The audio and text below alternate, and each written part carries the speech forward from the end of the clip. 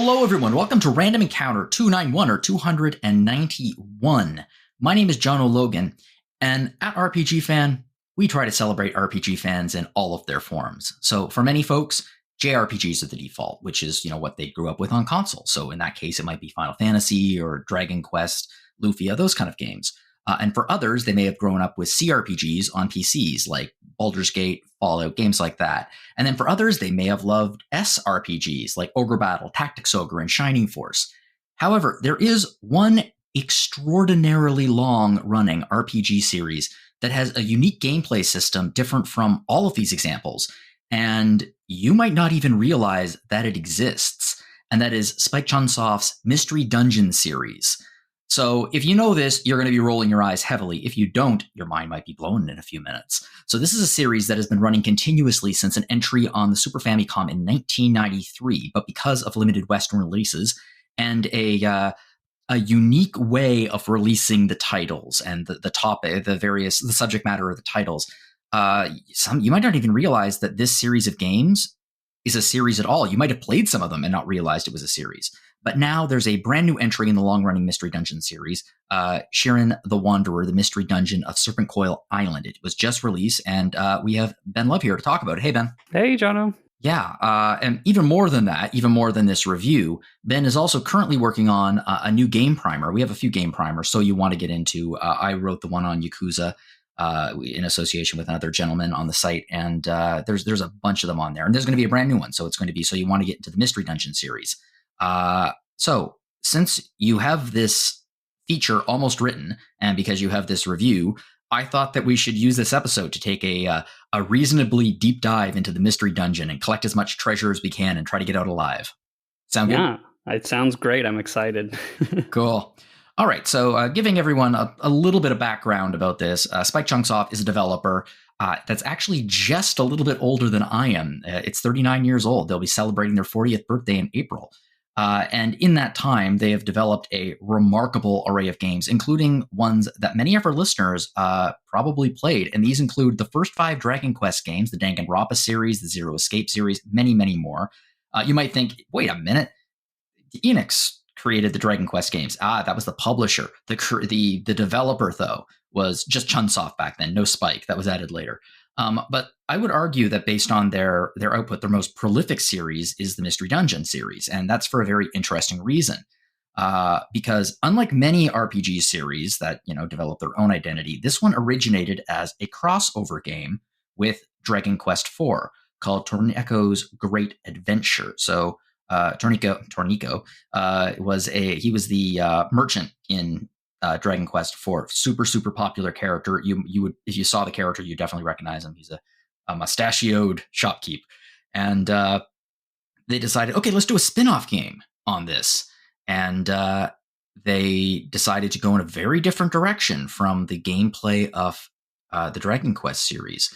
So we're going to be talking about that in just a sec. The funny thing is, I would say the vast majority of the games in this series are all crossover based, and honestly, it's truly stunning the different properties that the Mystery Dungeon series has adapted. But rather than talk about all of them, because we don't want this to be a 4-hour podcast, we're just going to be talking about some of the most popular and well-known entries of this series, and then we're going to be talking about the most recent entry. So so Ben, the very first entry in this series was Dragon Quest / Mystery Dungeon. So what was it exactly? Yeah, so the first one is Tornico's Great Adventure. So the setup for this is that Tornico, the merchant party member from Dragon Quest IV, is entering into dungeons to find loot to sell in his shop. And the developers at Chunsoft, particularly Koichi Nakamura, who was the head of Chunsoft at the time, and I believe still today, he was inspired by an old PC game called Rogue. So if anybody's familiar, any listeners are familiar with Rogue, it was a really early PC game, has like ASCII graphics. And the main thing about that game is it's an RPG where everything is turn-based. So movement is turn based, and interacting with items is takes place in turns, and everything that you do when you move around on the map or move around in dungeons is all turn based, and enemies move as you do.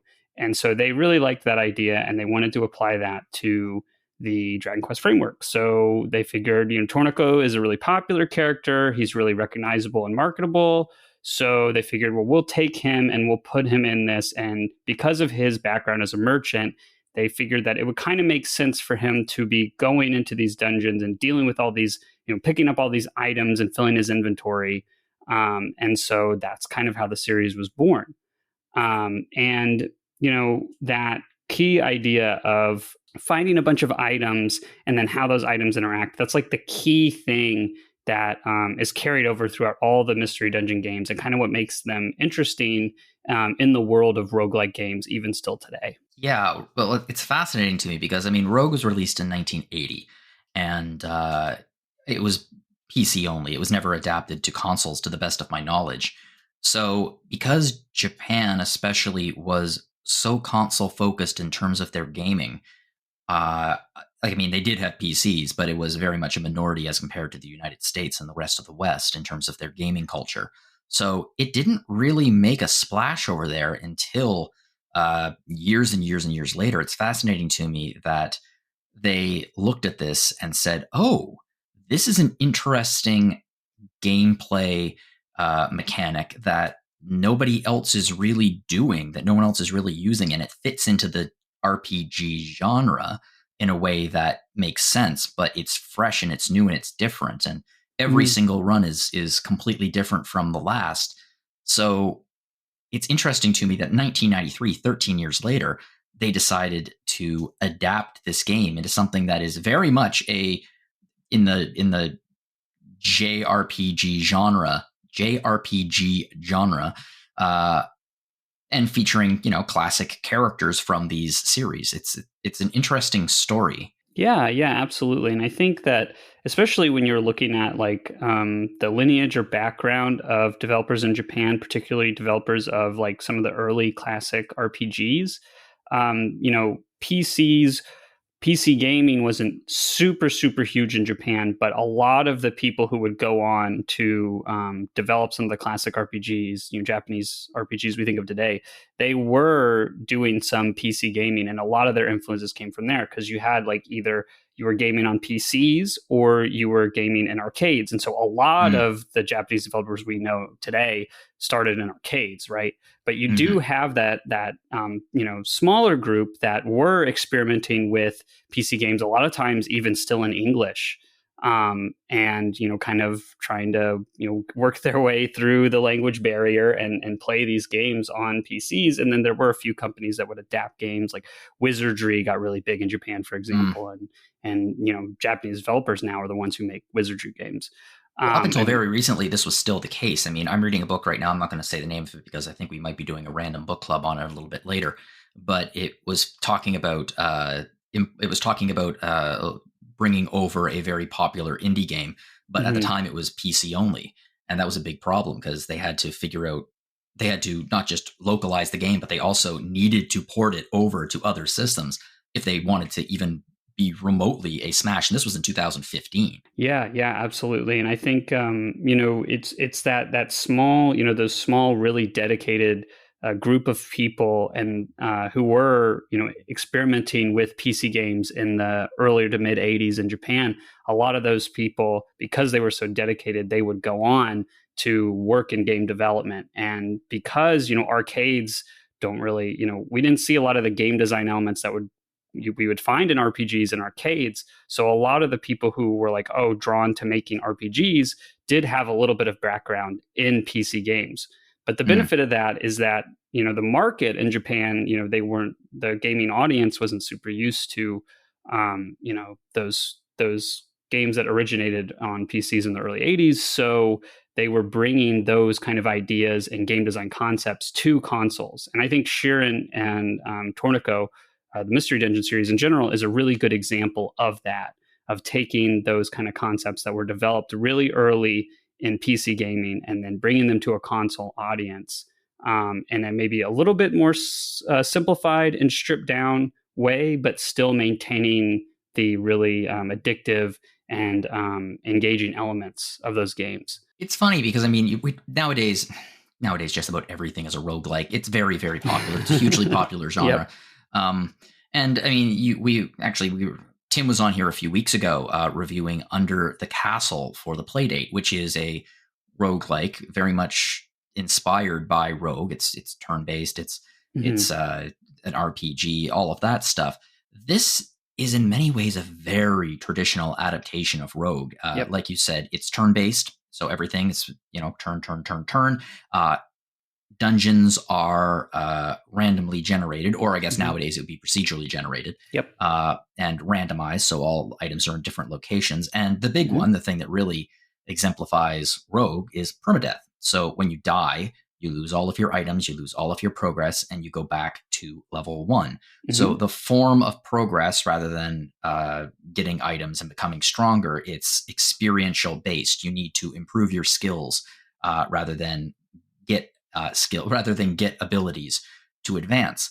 And clearly this resonated with Japanese audiences because there are like 50 of these things.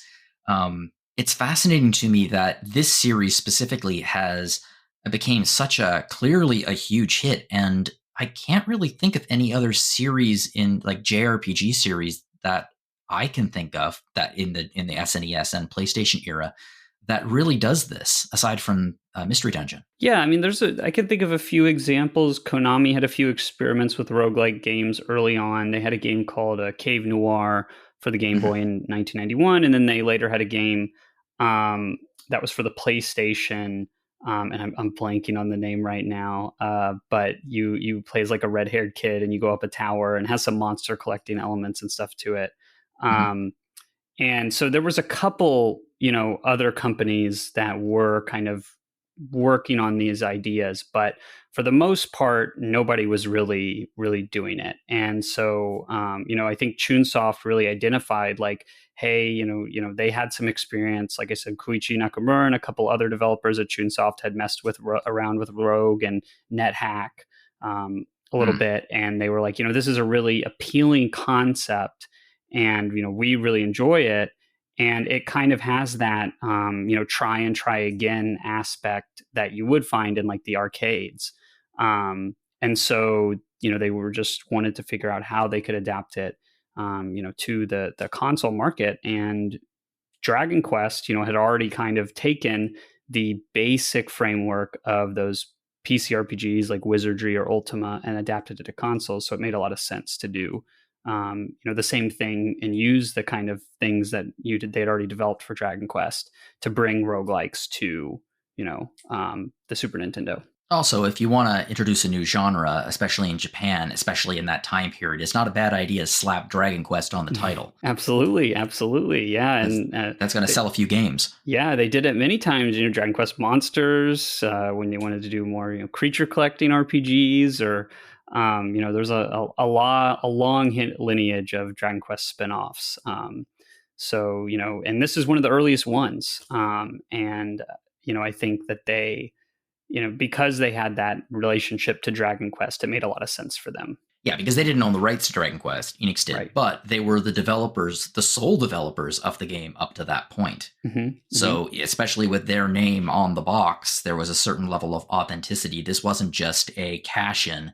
This was the developer of Dragon Quest making a new Dragon Quest game. Yep, absolutely. And, that kind of leads us into what would become the Shiren the Wanderer series, because, so Tornaco's in 1993, and then, after it comes out and it sells pretty well, and, there's a lot of fans, develops an audience for this type of game, Chunsoft wants to continue, with what they had worked on in the past. But, they don't own the rights to Dragon Quest, so they're not able to just use Tornaco and use all the monsters and use all the other Dragon Quest trappings that they had used in Tornaco. So they what decided, do you do? Yep. What do you do? Well, you got to make your own series, right? So In 1995, they released Shiren the Wanderer, which has basically very similar mechanics to the first Tornado game. Mhm. But it And takes some. it's actually labeled as I cannot pronounce Japanese, but Fushigo New Dungeon Yep, 2. So Fushigi it no is. Dungeon 2. Yep. So they did label it as the direct sequel, That's right. um, Yep. without the Dragon Quest connection. So, and also they published it. They didn't just develop it, so they Mm-hmm. published it.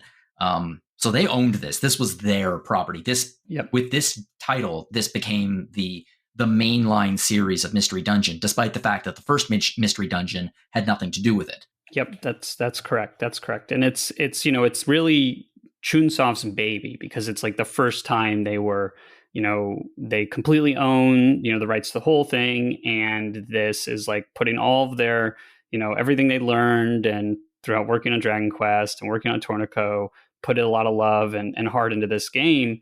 And, it kind of established, what Chunsoft would later be today, because they had so much success with the first Shiren and then a couple other things that they did at the time. But yeah, it was huge for them. And Shiren, it rather than having the kind of West, like the mix of the manga, aesthetic style of Toriyama that Toriyama lent to Dragon Quest.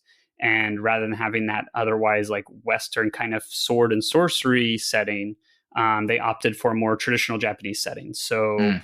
Shiren is like a wandering, samurai type figure. And the setting is very like traditional Japanese setting with, the peasants and feudal Mm. lords and mystical, yokai and things like that, involved, in the plot and in the setting and everything. And the monster designs all kind of take that style too. So you have a lot of like the cute style monsters that you kind of have a little bit of Dragon Quest influence, but they're maybe a little more grounded or related to wildlife you'd find in Japan or mystical creatures that are part of Japanese folklore. And so that kind of allowed them to have the series, have its own identity, but still feel like Mystery Dungeon, right? Yeah, and I mean, despite the fact that they were making their new thing, I mean, there's a lot of, obviously it's a direct sequel, but Mm-hmm. also there's still DNA that connects the two. Like I've read that Absolutely. Sugiyama was the composer, Yep. everyone's favorite non-problematic composer. Yeah. Yep. He Um, was the composer for the first one. Yeah. And then his tracks. So then some Sugiyama tracks were used for most of the rest of the series up until 6 has no, Sugiyama tracks, but or even influences from Sugiyama tracks. But yeah, a lot of the series don't imagine that use. many people are crying about that.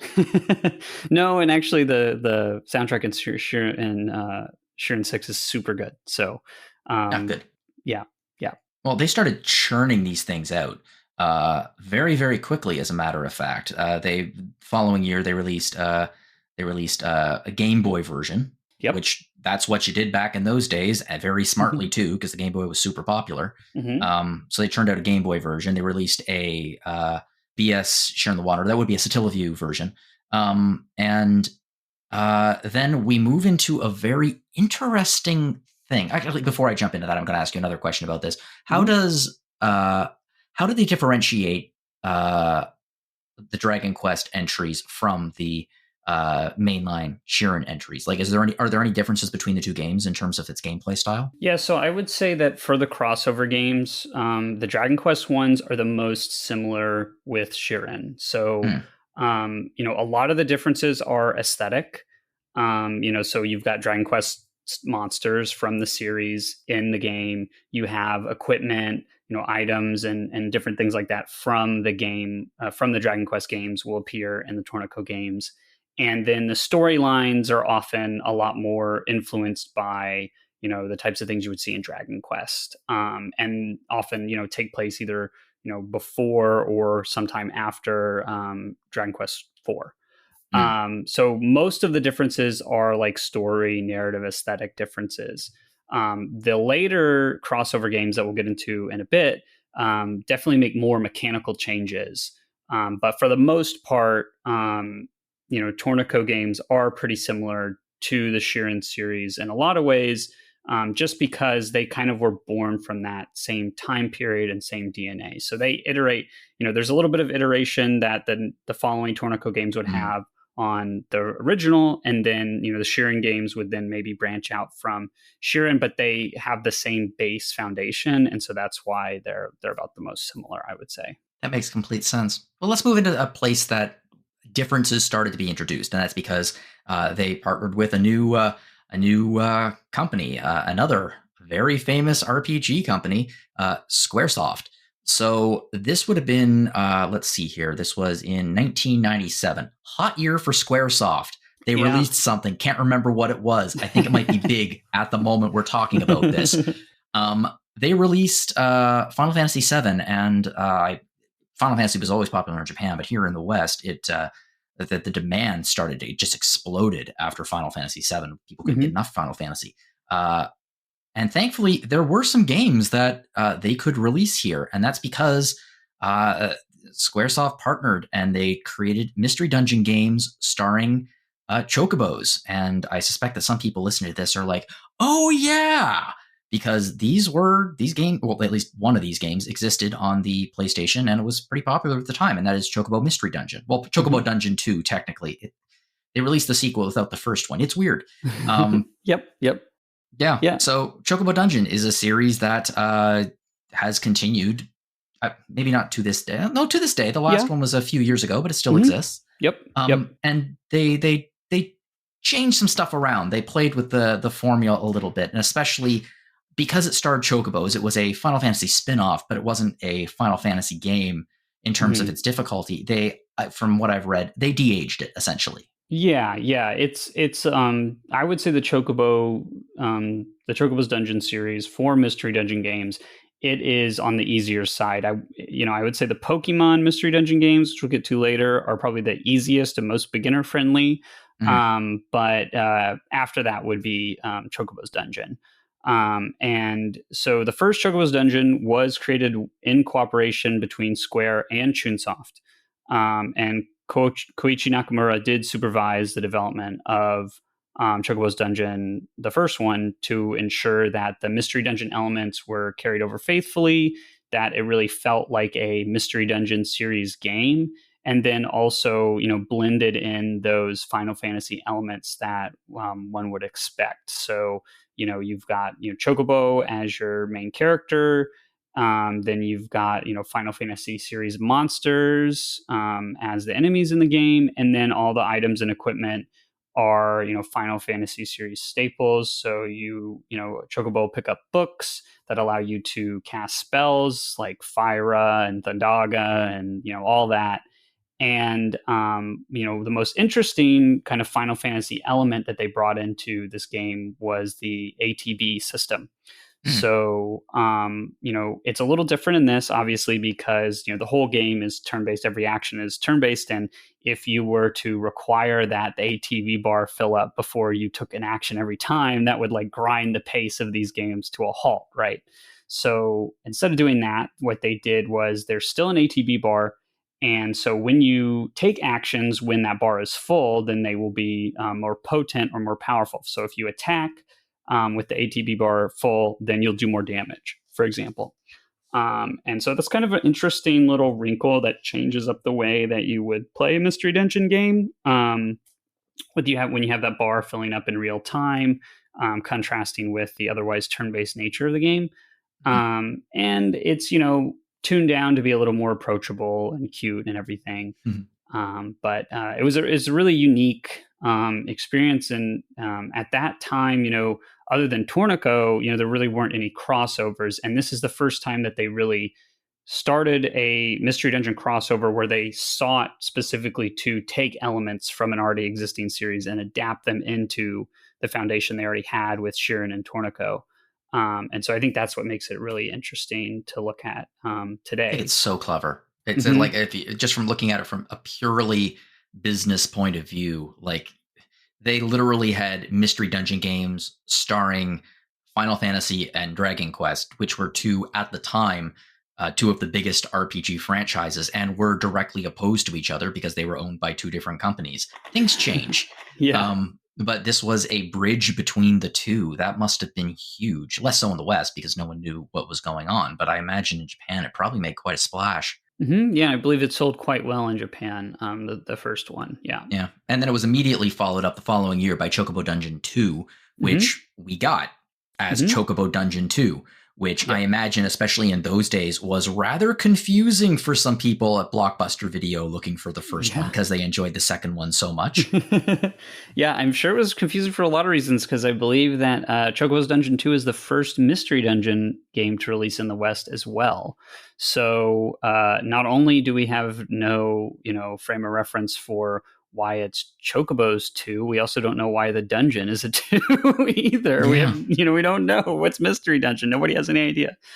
Yeah. Um, and so it's an interesting game to be the first one to be released in the West because this is I believe, also the first Mystery Dungeon that had no direct involvement from Chunsoft. So Oh, at this point, Square Enix was making the Chocobo's Dungeon series on their own. yeah. And taking everything that they had learned and that Chunsoft had helped them with Hmm. for the first game, but not actually having any involvement from them. But it's Hmm. still technically part of the series because it is a sequel to the first one. Hmm. And this one has I mean, the main thing that separates it from Chocobo's Dungeon 1 is that you almost always have an AI controlled party member with you, partner with you at all times. And it also removed the ATB system that they added to Chocobo's Dungeon, the first one. And it plays a lot more, traditional Mystery Dungeon style because of that. And I would say it's a little easier because of that as well than the first one. And the storyline is definitely more targeted towards children. It's very cute and it's very like light. But it is a great game. I think a lot of people played it and really loved it. And I think for introducing like Western players who probably have no experience at all at that time with roguelikes, especially on consoles, Hmm. it's a good one to start with. I could see why they thought they would localize that, um, as the first one to come over. Though I do think calling it Chocobo's Dungeon 2 was weird. Very baffling decision, but Yeah. whatever.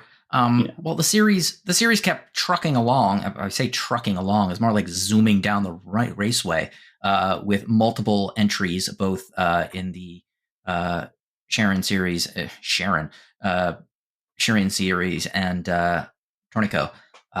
Lots of them, and eventually it took about, geez, let's see, a few years later. They hmm landed another rather big RPG series to adapt into the Mystery Dungeon games, and that was Pokemon, which at this time, I mean, Pokemon was humongous when it was released, and it continued in popularity. And at this time, it was very, very big in games that started to be released for the. They were out of the Game Boy by this point. We were at the Game Boy Advance. So the very first one was Pokemon Mystery Dungeon Red and Blue Rescue Team, hmm because you can't have a Pokemon game unless you have two of them. Uh, Yep. and Yep. it was released in 2006, developed in 2005. But yeah, it very much lived up to the series name, both in terms of what Mystery Dungeon delivered and what Pokemon delivered. So how did there have been a lot of Pokemon games in this series since then, but how hmm did this one, and I guess future entries, differ from the mainline series? Yeah, so Pokemon Mystery Dungeon, I think, really established. I think it of any game in the Mystery Dungeon series, these games are the ones that established like the concept of Mystery Dungeon in the minds of the Western audience, right? If most people know what Mystery Dungeon means, they know it from Pokemon Mystery Dungeon. Mm, And I think that just speaks to the popularity of the Pokemon brand and also the quality of these crossover games. And Red and Blue Rescue Team. It's a really interesting take on Mystery Dungeon because it does like sand down a lot of the hard edges that the rest of the games in the series have. So you no longer, if you fall in a dungeon, you no longer revert back to level one, okay. because they wanted to keep that continuous growth and like progression and evolution loop that you have in Pokemon. They wanted to maintain that in the Pokemon Mystery Dungeon series. So your characters will, keep their levels even if you die in a dungeon, and you learn new abilities as you level up, just like in a regular Pokemon game. And so that's one thing that makes the series a little more approachable compared to the other ones, and has that maintains that Pokemon element in that way. And then the other major thing that it does is that there is a monster, the monster collecting aspect of Pokemon, which is so huge. Gotta catch them all. Yep, was brought into Pokemon Mystery Dungeon as well. So in the series, you can, if you defeat other Pokemon in the dungeons, because that's the other thing about this series, is that you play as Pokemon, and then all of the enemies are Pokemon. And the narrative conceit is actually really interesting. You are a human being who has been transported to the Pokemon world and are in the body of a Pokemon, which is like very high concept. You'll form a friendship with a partner Pokemon, and they kind of take you through the story of the game. And as you defeat other Pokemon in dungeons, or depending on the game and the series, complete quests or requests for other Pokemon, then those Pokemon will want to become friends with you and join your group, and then you can bring them into your party with you to explore the dungeons. So those are the main ways that it differs from the other games in the series. And then the other thing is that it has a renewed focus on storylines. So, the other Mystery Dungeons have stories, but they're not really it's not a narrative focused series really. But the Pokemon Mystery Dungeon is actually super narrative focused. There's a lot of cutscenes and dialogue.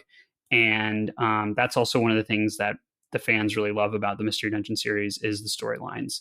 And part of that is because Shinichiro Tomie, who is most famous for working on a lot of the visual novels that Chunsoft developed early on. He is the writer for all the storylines in the Pokemon Mystery Dungeon series. And so this gave him an opportunity to really flex his muscles, I guess, and write some really compelling and interesting character-driven stories in the Pokemon universe, which is very different than what you would normally see in a Pokemon game. One of the things that it seems that these games really do, like you mentioned, they aren't super deep narratives, but very rewarding narratives, especially for those who like to, I guess, meet and re-meet characters and visit old friends and things like that. We're going to talk about that in a few minutes with Shiren 6. Yeah, there are so many of these games. There are almost as many games as there are Pokemon. Maybe not quite, but close. Gotta catch them all. And we can't catch them all because we are in the West, which is one of the drawbacks of this series, unfortunately, for us, is that while we have select entries in the series, we do not have official releases for many of them. That's right. As per usual, fan translations have stepped in to fill that void to varying degrees of success.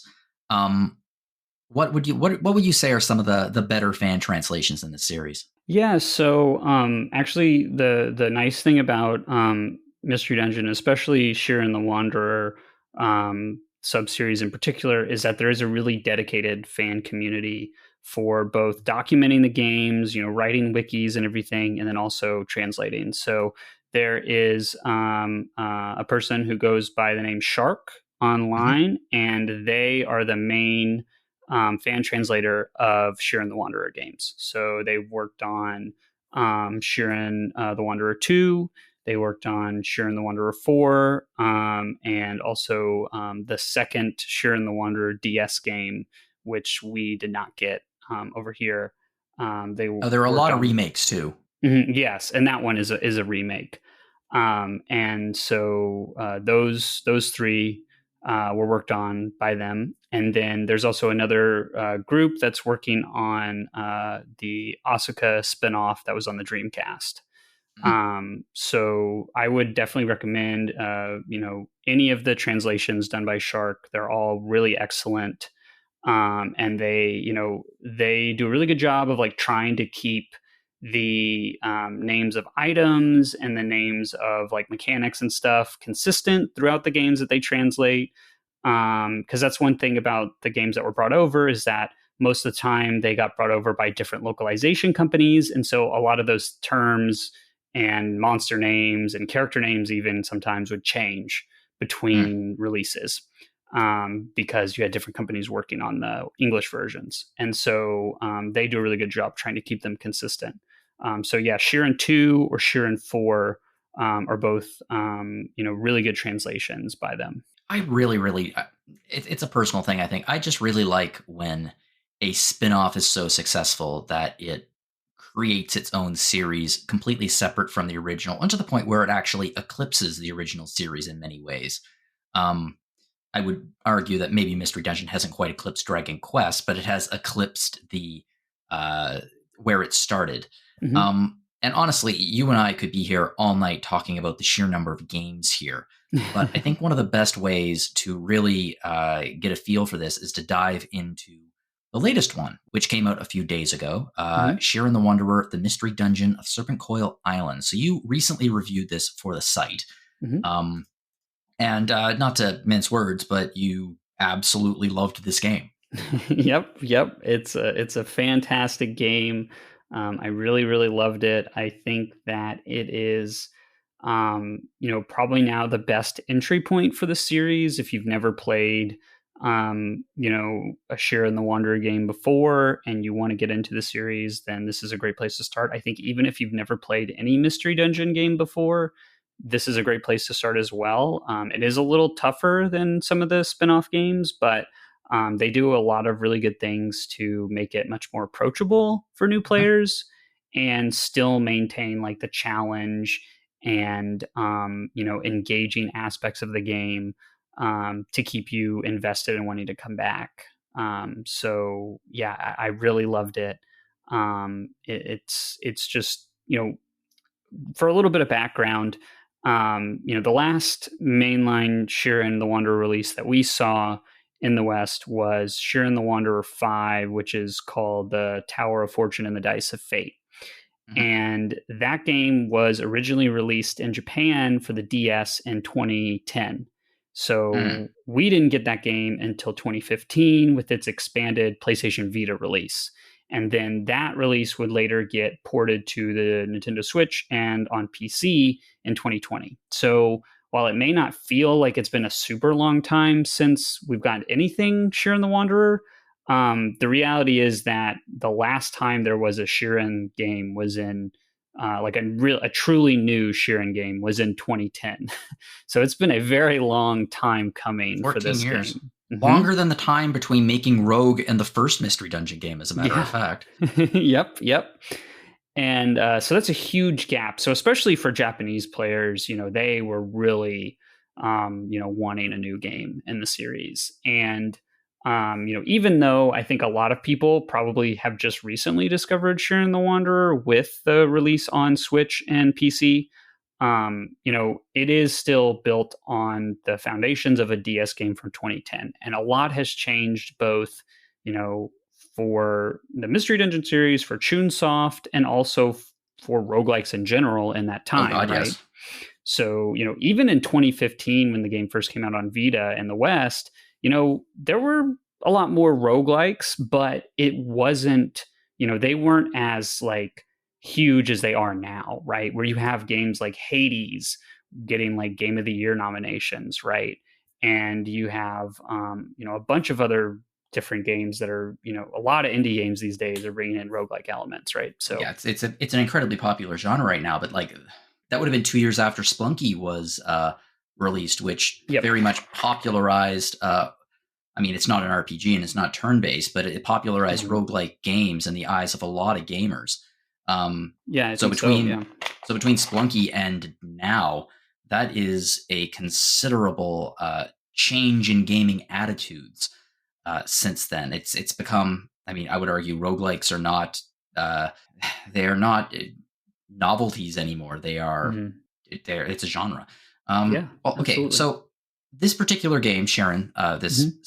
this sub series in this series. why don't you tell us a little bit about it? So, who is Shiren? Who are his friends, and why is Shiren going into these mystery dungeons? Yeah, so Shiren is he's a wanderer. He's basically been wandering all of his life. One interesting thing about the Shiren series is it's kind of like the Ease series in that the various games in that they, like each entry will pick another point in his life and another adventure in his life, and it may not be chronologically in the same order that the games release. So like in Shiren 1, he's like, a teenager. And then in Shiren 2, he's 10 years old. So it kind of jumps around at various points of it in his life and various adventures. But throughout all of that, he has a companion who's a talking weasel named Kappa. And and he's very cute, and he has a lot of like witty and snarky things to say, depending on what's happening in the story. And then he also has a couple other companions that he meets. So one in particular is Asuka, who's a wandering swordswoman. And she is a reoccurring character that's appeared in quite a few Shiren games and also has gotten her own spinoff game that was on the Dreamcast. I think I mentioned that earlier. But she returns in this one as well. So this one kind of takes place a little bit in the middle. So Shiren's, I think he's in his late teens, like probably 17 or 18 in this game. And he's had a few adventures. He already met Asuka, and, he's got a few dungeon crawls under his belt, but it's not the latest one in the series, so it's not he's not at his oldest. And so in this game, the setup is that the world that Shiren inhabits, which is based on Japan, is going through a drought. And this horrible drought, the peasants are saying, oh, it's because we've angered the gods. And nobody really knows what the origin of it is. But then there's a rumor that this group of islands, at the center of which is Serpentcoil Island, is unaffected by the drought. So Shiren hears about this and hears that along with these rumors, there's tale of treasures to be found there. So what's a wanderer to do except go check it out? So he goes to Serpentcoil Island, and then as he's going, he gets a vision of this young girl who is trapped in the belly of this beast called Jakaku. And Jakaku is at the top of the mountain at the center of Serpentcoil Island, and she pleads with Shiren to come and rescue her. And that's pretty common in a lot of the games. There'll be some either damsel in distress or some other person that needs rescuing, and then that gives you extra motivation to want to see the dungeon through to its end. So unlike a lot of the other wanderers and rogues and different characters you meet, Shiren has a heart of gold, and his motivations are often more selfless than the characters around him. And so that's what brings you to Serpentcoil Island. And then when you get there, because of all these rumors, there's all kinds of other groups of people converging on the island, trying to get the treasure, trying to get to the heart of whatever magic is safeguarding the island from the drought. And that's kind of what you're thrown in the middle of. And you got to deal with all these different characters that have their own competing motivations on the island while doing your dungeon crawling and saving the girl in your visions. Okay. One of the things that I noticed about your review, that it's funny, we were talking about this series and how it's evolved over the years in so many different ways, from so many different properties and IPs. Mm-hmm. It seems like this game, more so than any other in recent memory, really does go back to the well in terms of the heart of the Mystery Dungeon series. How does it do that in comparison to, say, Shiren 5? Yeah, so the main way I would say that it takes that kind of back to basics approach, which is one thing that developers said in interviews before the game came out, is that they really wanted to do is kind of have that core identity of what made Shiren 1, the first game in the Shiren the Wanderer series, so special, and kind of go back to that and then keep the elements that they felt were the best, and then kind of get rid of a lot of the elements that had been added on over the years that they didn't feel like necessarily added the most to the experience. So, one of the ways that they did that is that if you play Shiren 5, then you'll know that at the starting village, there's like all kinds of different services and characters that can provide you with different options and different, items you can buy, and, storage and the bank and a bunch of different companions you can recruit. And there's just all of these mechanics that are open to you at the beginning, which makes sense because it's the fifth game in the series. These are all things that they've introduced over time. And so a lot of veteran players would expect those things to be available right at the start. But the problem with that is that it can be really overwhelming for new players. I remember when I first played Shiren 5 in 2015, I was really confused about a lot of those mechanics just because I didn't really have any frame of reference. We didn't get a lot of the prior games in the series. So I was like, wow, this is a lot of stuff to wrap your head around. And it can be kind of confusing and daunting for a new player, right?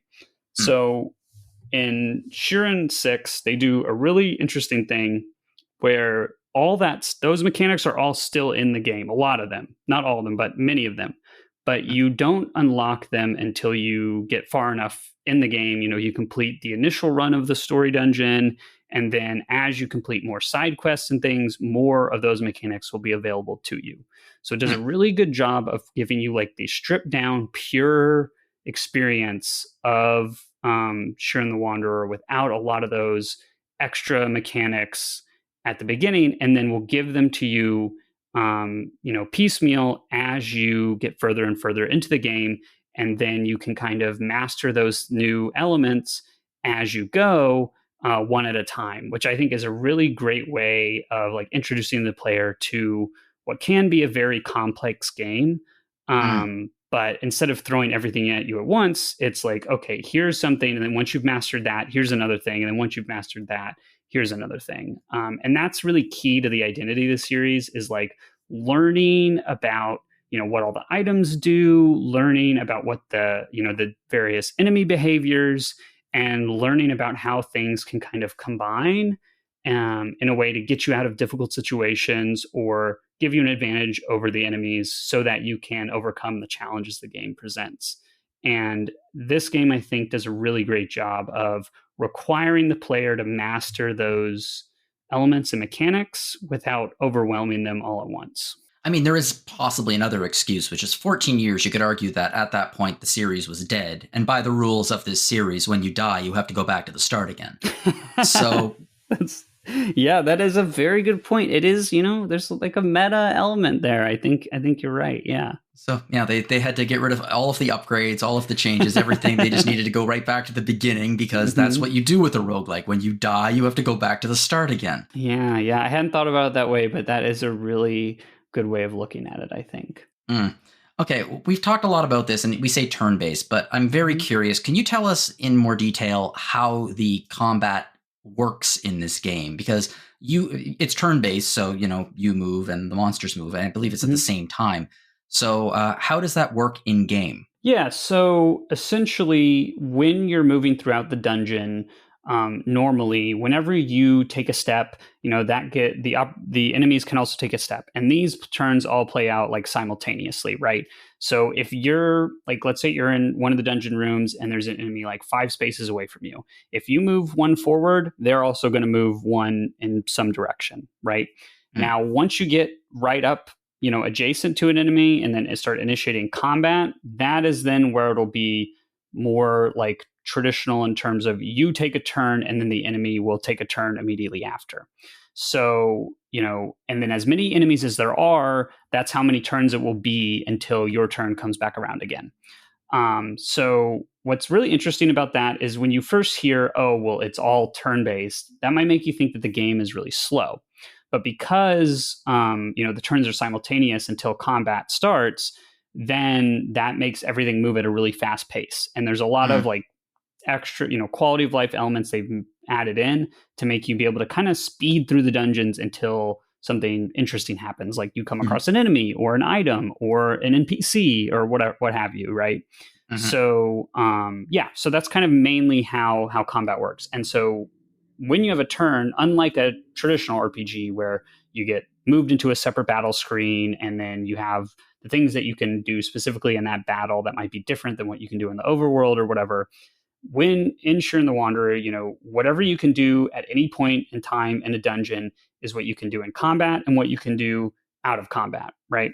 So if you have an item in your inventory that, heals you, you can use your turn to do that. If you want to attack the enemy, you can do that. If you have an item in your inventory that will do something to the enemies or do something to the environment or whatever, then you can choose to do that. And so, what makes the game really interesting and fresh is that it makes like a lot of the encounters kind of feel like a puzzle. So let's say you walk into a room and you encounter, all of a sudden there's like a bunch of monsters right there. Well, then you got to look in your inventory and you got to think, well, what can I do to get me out of this situation? Can I do something that allows me to run away and heal up and then come back when I'm more prepared? Or can I do something that's going to eliminate all the monsters or give them all a status effect that's going to allow me to get past them? You have so many options, and all your options are limited by whatever's in your inventory at that moment. So, that's kind of what makes every situation feel different and unique, because the items you have access to are random, and the enemies that you're going to face are random. And so every time you go through the dungeon, you always get somewhat of a different experience. Okay. You are very enthusiastic about items in this game, specifically what you call sacred items. Mm-hmm. So you mentioned that in 5, equipment gains experience and grows stronger the more you use it. Mm-hmm. Where, and that seems to be, if you're getting back to the beginning, that seems to almost run contrary to the roguelike. If you died, would it go back to 0 or? Yeah. So the way it worked in Shiren 5 is that, yes, sure. And as you used items, they would like level up and get stronger. Kind of like, when you use moves in Pokemon Mystery Dungeon, they also level up and get stronger. It was kind of borrowed from that system. So it was a roguelite mechanic rather than a roguelike mechanic. Yes. And as part of that, so Shiren 5 had some items they had an item called Undo Grass, and then they had an item called Escape Scrolls. And so these items, what they would do is if you were going to die in a dungeon, if you were about to die, then you could use an escape scroll and that would take you back to the starting dungeon. You would still lose all your levels, but you would keep your entire inventory. And then the Undo Grass, if you died while you had that in your inventory, it would just whisk you away back to the starting area with your entire inventory. So there was a lot of mechanics that encouraged you to repeatedly, like if you got into a bad spot in a dungeon, basically escape and bring in that inventory of items back with you. And so you could kind of get over multiple runs, develop this big like stockpile of items and weapons and everything. And then you would be able to use that in your further dungeon runs. And it was kind of balanced around that.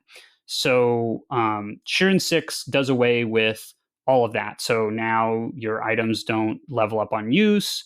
You don't have any escape scrolls and you don't have any Undo Grass. So it's very difficult to like take an entire inventory of items back with you unless you actually finish a dungeon. And so that means it's a lot more focused on what you actually find on that particular dungeon run, as opposed to the items that you've brought back with you over the course of like 10 or 15 runs.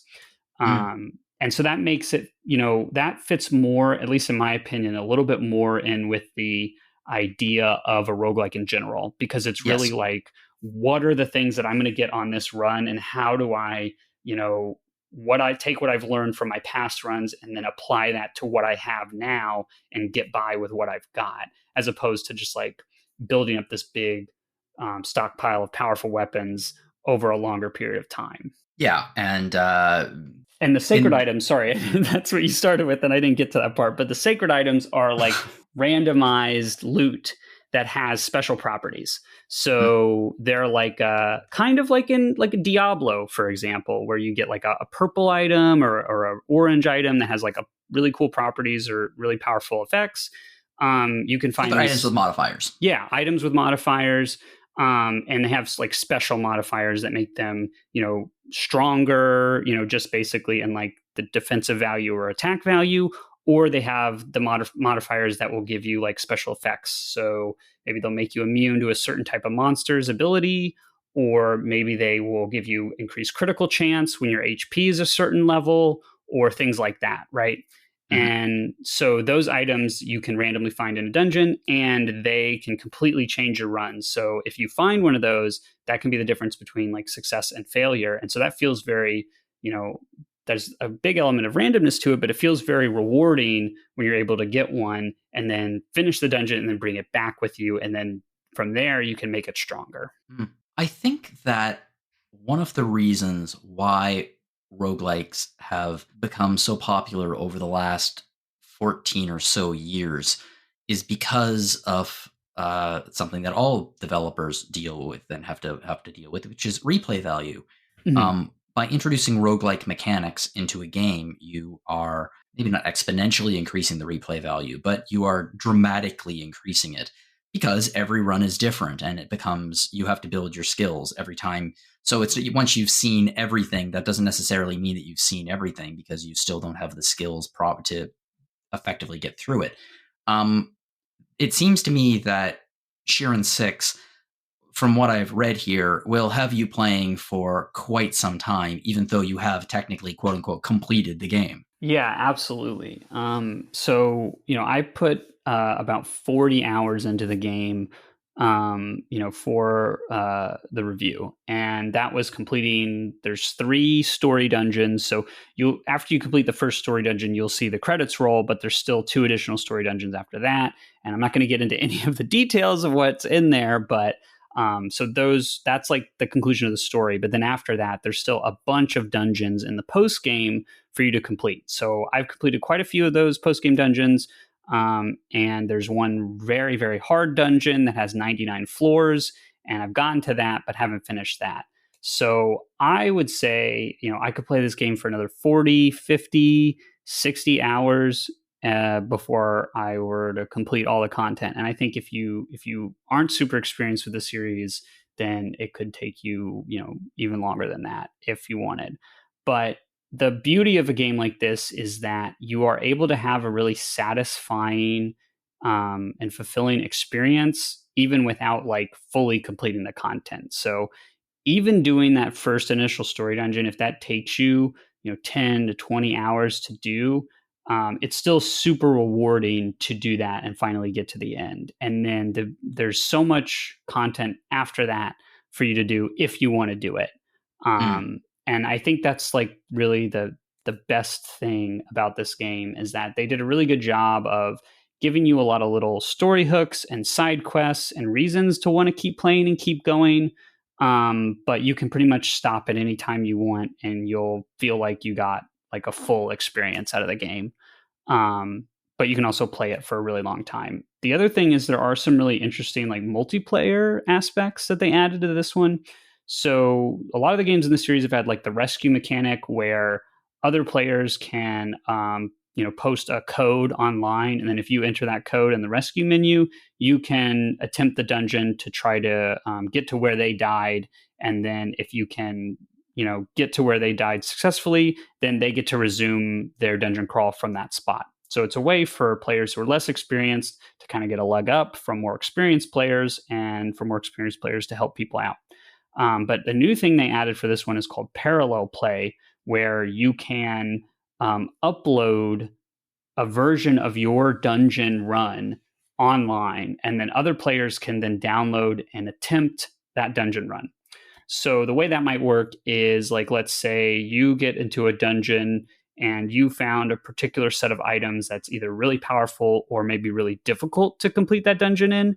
Then you could say, okay, I'm going to upload this for parallel play. And then other people can try and challenge that set of parameters and that exact dungeon layout that hmm, you either just played through or are going to play through. And that also allows you to do races. So you could upload a dungeon for parallel play, and then you and your friends all attempt the same version of this dungeon and then see how long it takes you versus them. So they've added, that really allows for a lot of different possibilities of, possibly competitive Shiren play or just group or more, multiplayer options for a game that is like, the experience of it is single player, but allows you to kind of interact with the game with other people in a way that the series hasn't done before. And so that's, I think, one of the really cool things about this one versus the prior games in the series. Well, I'm very happy that you very clearly love this game and this series. And uh, it seems like, despite the fact that there hasn't been a mainline title in 14 years, the series certainly has not been sleeping since then. There have been many, many releases in this series, and it seems like there's going to be many, many releases moving forward, too, which I suppose could lead into our discussion question.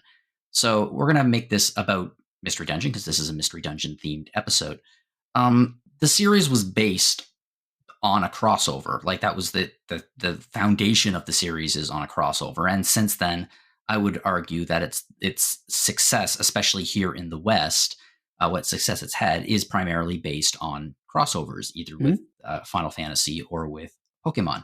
Absolutely. It seems to me that there is a lot of potential in this series to basically cross over with just about anything. So my discussion question for you is, which RPG series, or alternatively video game series in general, would you like to see used for a crossover in the Mystery Dungeon series? Yeah, so this is a really good discussion question. It made me think a lot about both what the series has done in the past and also what it could do.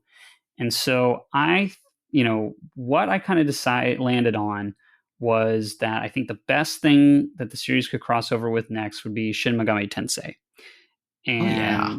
the reason why is, number one, they've already done, Chunsoft has already worked with Atlas on a crossover. So they did make a couple Etrian Odyssey Mystery Dungeon crossover games. And the interesting thing about those games is they focused a lot on like the party building aspect of Etrian Odyssey and bringing that into Mystery Dungeon. And that's also an element that you have in Shin Megami Tensei. But you also have in Shin Megami Tensei the element of creature collecting, like you have in the Pokemon Mystery Dungeon series, right? So I think it would be really cool to combine those two elements in a Mystery Dungeon crossover game. We really haven't seen that thus far. And the other thing that makes Shin Megami Tensei really interesting is the demon negotiation. And so I think that would be a really interesting way to implement those creature mechanics, collecting mechanics in a Mystery Dungeon game. So rather than, the way that you recruit other monsters in Pokemon Mystery Dungeon, you would actually have to negotiate with demons in a Mystery Dungeon game. Maybe you have to give them one of your most powerful items in your inventory in order to recruit them. And maybe you can recruit demons in a dungeon, but then you lose that party at the conclusion of the dungeon, or if you die, right? Oh, yeah. And so that would make a really interesting, risk reward, push and pull kind of, setup that really makes the roguelike games really fun to have. Like, oh, well, in this dungeon, I got really lucky and I came across this demon, but in order to recruit them, I had to give them my most powerful sword in my inventory and then have to deal with that for the rest of your run. I just think that would be a really, really cool crossover idea they could do. I think so, too. That does seem pretty cool. I haven't played this series at all, to be completely honest. However, it seems to me, based on some footage, like I watched some gameplay footage and things of some of the games in the series, and it seems like most of them are on like a grid-based system, like roguelikes are. And it struck me that this will never happen in a million years, because Nintendo would never let one of their franchises be worked on by another company like this, except they have lately. I don't think they would. I don't think they would do this. This is a dead series. But last year, for Retro Encounter, I finally got to play and talk about Star Tropics again. Yeah. I love Star Tropics, and the first one really held up. The second one less so. But Star Tropics is already on a grid. It's almost a grid-based combat system, where Mike Jones, the main character, has to move square by square by square, jumping. And the enemies are less restrained, but I feel like this kind of thing would work really well for a Star Tropics game. Not necessarily in the Mystery Dungeon series, but utilizing many of the ideas from it. Because my least favorite part of Star Tropics are the Dragon Quest overworld segments, where Hmm. it literally looks like a Dragon Quest game. I think the most interesting things are the dungeon diving, and you could totally lean into that and make it much more turn-based and add roguelike elements. And I think you could make something very interesting with Star Tropics. Yeah, that's a really good idea, John. I've never played Star Tropics, but I have seen like, videos and gameplay and stuff of the game. And, I think you're right. It has that isometric kind of top-down perspective. And it's heavily dungeon. It's kind of like Legend of Zelda, right? With like the dungeon crawling and stuff. It's very similar to Legend. It's like Legend of Zelda if Link was wearing like one of the boots you have to wear if you break your foot. Like that's basically what Star Tropics is. It's like it's Yeah. slower and more methodical, but it certainly uses the heart system. And Yeah. it's I think Star Tropics is a game that has so much. It's so 90s. It's Yeah. such a Japanese version of Americans, but it's charming and it's fun, and I really would like to see it come back. And I it's been a not a hobby, but it's been I've thought about how would you do it if you were to bring it back. How would you do it? And I think roguelike Yeah. mechanics are how you'd have to do it. I think it could be quite an interesting game. Yeah, I think it's a really great idea. Yeah, you take that kind of the best elements of Star Tropics, which are the dungeon crawling, and then what's the new Nintendo. I feel like is always like, well, we're not going to return to a series unless we have a new idea for it, right? And like roguelike mechanics is like a really new idea, not just for this for that series, but also for Nintendo in general, because they really don't They make really don't do a a lot of lot of games roguelikes. like that. Yeah. I can't think of a Nintendo roguelike actually. Well, I aside from like Legend, aside from some games that are modded, but Yeah. I guess the Splatoon 3 just got DLC that's like a kind of a roguelike mode. So that's the only one I can think of. But, I think that would be a really, really cool idea. And it's a really good way to like revisit an old series that they haven't touched in forever. Um, decades, yeah, literally decades at this point. Um, yeah.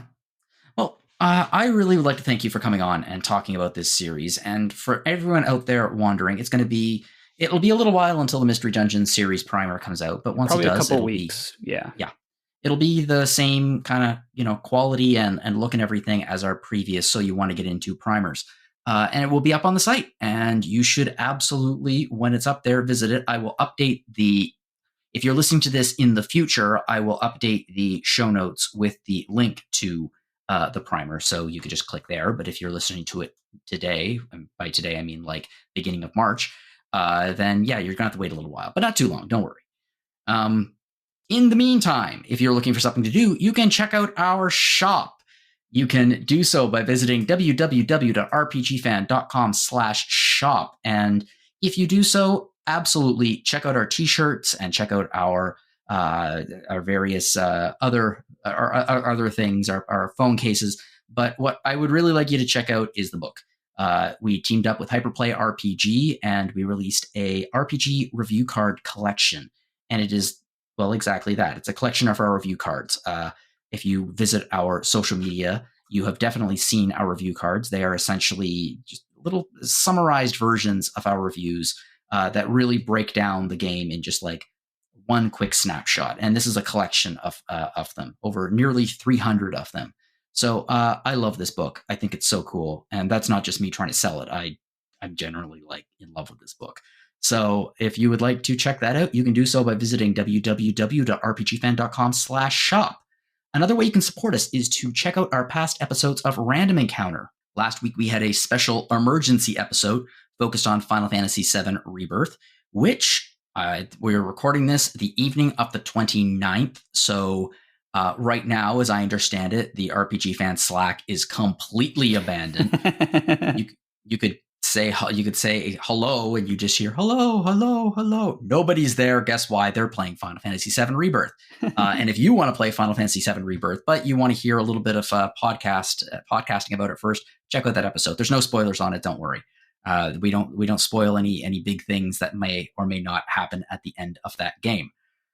We also have other podcasts here at RPG Fan. We have Retro Encounter. Last week, we had the second part of the Dragon Quest 11 episodes. And then coming up next week, we have an episode focused on Dragon Age 2.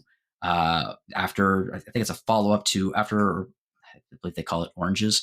Because they had such a good time, they decided to jump into Dragon Age 2. So check that out. There's also Rhythm Encounter, which is RPG Fan's music podcast. Last week, we had an episode that was focused entirely on Final Fantasy VII. So that was the music of Final Fantasy VII across all versions of it. Its various sequels, movies, the prequels. There's a lot of Final Fantasy VII out there, and there is some incredible music. So check that episode out. If you'd like to get in contact with us here at Random Encounter, you can fire us off a message at podcast@rpgfan.com. I would love to hear from you. If you have any ideas for future episode themes, or if you have any ideas for discussion questions, that would be a huge load off my mind because I have to think these things up every single week. If you have anything you'd like to share with us, fire me off a message there. You can also send me an email at jlogan@rpgfan.com. And you can also find me on Mastodon at johnologan@mastodon.social. Ben, where can we find you online, if anywhere? Yeah, you can email me at benloganlove@gmail.com. Cool. And if you enjoyed this podcast, please share it with your friends. You can help us get the word out there, and you can rate us on iTunes or your other podcast players of choice. You can leave us reviews. We'd love to get some reviews. So yeah, check that out. Ben, genuinely, thank you very much for joining me tonight to talk about this game series, this extraordinarily long-running game series that I honestly think a lot of people don't really know a lot about. So it's really cool that you took the time to do the podcast, and also that you took the time to write this primer. Well, thank you, Jono, for having me. I could talk about this series for hours, so you did a really good job of reining me in, and I really appreciate that. But it's a joy for me to talk about the Mystery Dungeon series anytime, and I really hope that people will check out the review and the primer and try it for themselves. Cool. And I would also like to thank everyone out there for listening to the podcast. Now that we're done, I think that you can put down your iPhone or whatever you're listening to it, and you can go back to playing Final Fantasy VII Rebirth, because I imagine that there are a lot of people who are currently taking a break from Rebirth and listening to our podcast. So I very much appreciate that. But you know what? Everyone out there listening, whatever you're playing, have fun.